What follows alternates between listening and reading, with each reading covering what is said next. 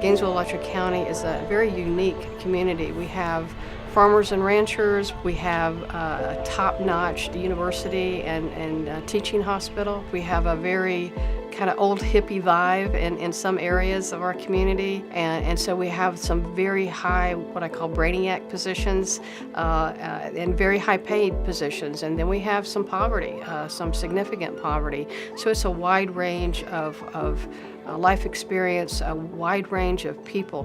Poverty level tends to follow where our government housing has been located, and that's where we see most of our crime happen, most of our violent crime, as well as most of the medical disparities. There's child maltreatment, child abuse, domestic violence. If you drill down, you can look at it geographically, so you can see that there are certain areas where you're going to have most of your need. And so what happened was that Casey Family Programs, the Department of Children and Families, and Partnership for Strong Families all got together and identified areas and said these are what we would call hot spots. At that time in our state, there was an explosion of children coming into foster care, and we were very concerned about what was going on. And so as we worked with staff in our 13 counties, we began to look at the data to find out, was there a specific unit or a specific investigator, or we're somehow classifying cases differently. We're also looking at zip codes, and to our surprise, the 32609 was one of the zip code areas that had a high level of abuse and neglect reports. The library, they were looking to open a branch in this Northeast community. We shared that we wanted to provide prevention services in the same zip code. We said, why don't we open a center that's very non-stigmatizing, that's very welcoming and non-judgmental, and that doesn't scream when you walk through the door, hi, I'm going in to get help for problems I have. People in the northeast part of town, they have very limited public transportation. They don't have cars, so having a place that people could get to fairly easily was critical to the success of the project. We were very sensitive to the fact that it needed to be based in the community, and we couldn't just have a place for you to come and apply for services, because if we were gonna have to refer people out, they would never get there. So we had mental health, we had health care, we had early learning folks, we had child welfare people. And we started coming up with ideas for service provision, and then at the same time reaching out to partners in each of those sectors that could provide that service. Everybody that came through the door, we would have them fill out a satisfaction feedback form where there was room on there to say, did you get what you came for, and what else would you have liked to have seen? As a result, our programming really started shifting and became very patron-driven. So sweet. Concrete supports. That is often what people, when they first come through our doors, ask for. So that could be a food giveaway, a clothing closet, help with faxing resumes, simple things like that. As some of those needs are met and trust is built, people then will start coming for other programming. I definitely think that those long-term services, they are the most beneficial, simply because, when you're building that relationship, that rapport, that's everything. Once you have someone on your side that you can trust, the short term, you in and out, from this place to this place to this place, offering help. You never really have that time to establish, any solid, rapport or relationship. They weren't on top of me, then I don't think I would, push myself, as I should. It's some things that I do without pushing, but a lot of things, like school and going back to school, and they kind of motivate you to continue. The first thing that people said they needed were programming for their children. That included both after-school type programming, but also places for their children to play and things for their children to do. Connections to resources for things like mental health services and other social services without having to go from one corner of the county to get a referral into another corner of the county to actually get the services. It is amazing how willing the partners in the community are to provide services. There is no charge ever for a service that we provide. So these may be partners that in their other work, they are charging for this service, but when they're here, they do not. SWAG is a nonprofit group. It's all volunteers. It's very grassroots. It advocates for the people of this neighborhood and the neighborhoods surrounding this area. SWAG already knew that they wanted to bring some sort of resource center to the area, but they didn't have an operating partner yet. And when Partnership stepped up and agreed to be that operating partner, the SWAG Family Resource Center really took shape. But where do we make the right choices and good decisions at? Is it only while we're here at SWAG? Where else do We have members of the community that are here as volunteers on a daily basis, and those members of the community have really helped set the tone of what happens in the SWAG Family Resource Center. They very much have helped us make sure that we're engaging the community in a respectful and helpful way.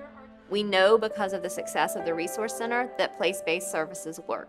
They help decrease child abuse and they help increase resources. So that model has given us the credibility and the courage to go after other things. It's allowed us to partner with the health department to create the Southwest Health Clinic right across the street from the SWAG Family Resource Center. And it has allowed us to partner with the University of Florida and numbers of other agencies to begin to create an early learning center. Any time that you can help a family before things get too bad and that child is at risk, at great risk, it is better not only for the child, first of all, but for that family and for their neighborhood and then for their community. And so I think there's a ripple effect.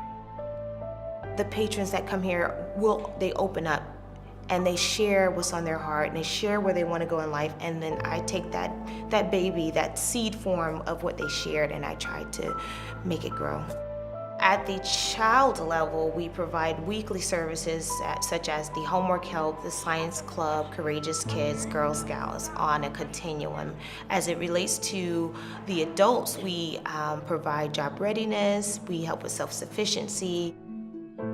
I was out of work for about 3 or 4 months already. They would sit down with me and offer resume building skills. Depend on whatever the job was to make sure that that resume fit that particular job, to really push that for you. So they were very hands-on with me. When you don't have a job for a while, you feel useless. You feel like you're not even providing anything for your kids. And every day, my daughter will look at me and say, "Mommy, it's okay. You're gonna get it today and here's a good luck kiss." People are normally by numbers. Whether you're social services, you're a number. Whether it's your social security number or whether it's their ID number, insurance companies, doesn't matter. But when you come to somewhere like this, you're not a number, you're that individual. It's not like we see them for one thing and I let go. I hold on to see till I can get them to a point of a new level of living, a new outlook on life.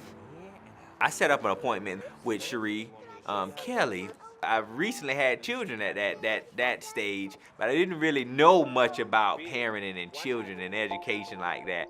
She referred me to Early Step for one of my children that, I was telling her I had some concerns about. And, I had financial literacy workshop and parenting workshop that they had. It's a one-stop shop, and so it's nothing like it. I love it, yeah. And in the future, I want my children to grow up in that same thing. If we still here in Gainesville, I want to continue. I want them to know what Cone Park offers.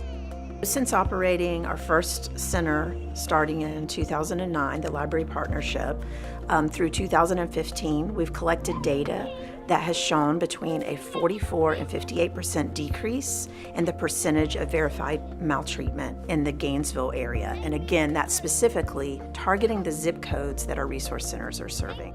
When you look at those numbers from the verified maltreatment that was existing before the Resource Center was created, and then you come back 1, 2, 3 years down the road and you watch that kind of red hot spot turn to yellow and then ultimately to green and maybe even disappear, then you know you've been successful because nothing else has really changed in that area except the creation of the Resource Center.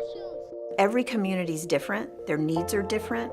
The fact that we can access funding without a lot of rules around it that tell us exactly what that service provision needs to look like has made all the difference. I think collaboration has just been critical. I can't stress enough how important it is to have the entire community, or broad spectrums of the community, be engaged in the child welfare system. These children go to school with my kids. I see them every day at school when I drop my kids off. They come up and they give me hugs. I want to look at that child and know that they're okay and know that they're going to do well. If we can form partnerships on a day-to-day, everyday basis, and I'm speaking we as law enforcement, or we as any social service agency, or we as any volunteer, if you get to know a person based upon who they are and what they're about, you find the very simple principle is that we all want the same thing. We want our children to be healthy and safe. We want to be able to live in a community that is safe and has a quality of life.